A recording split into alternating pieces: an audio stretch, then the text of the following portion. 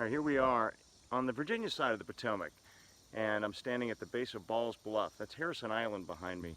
On the other side of that is White's Ferry. So Harrison Island actually is an island that sits in the middle of the Potomac. It divides the Potomac here.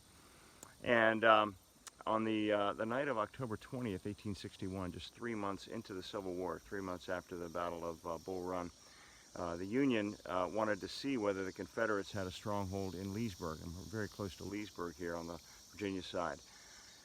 So they sent a patrol in that night, and they climbed up the bluff, which is fairly steep. I just hiked down it. And they came across what they thought was a Confederate camp. They were mistaken, but the Confederates weren't too far away. And the next morning, October 21st, 1861, they sent a enormous force across Harrison Island and across this stretch of the river.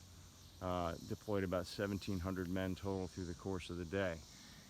And climbed up the bluff, and fighting happened all day long, and eventually the Confederates sent more and more troops in and met them with a similar number coming in from Leesburg. And at the top of the bluff here, severe fighting took place all day long. There was a senator, a U.S. Senator, Colonel Baker, who was killed, the only U.S. Senator to be killed in a battle.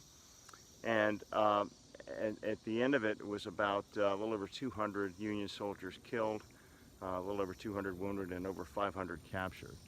So the rest of the soldiers, eventually the Union retreated. They headed back down this bluff with the Confederates fighting and firing into their backs, and went across this stretch of the river here in boats, on logs, swimming. It was fairly swift current actually that day, and a number of them died and drowned in the river. They actually found bodies as far south as Washington, D.C., and even all the way down to Mount Vernon several weeks later.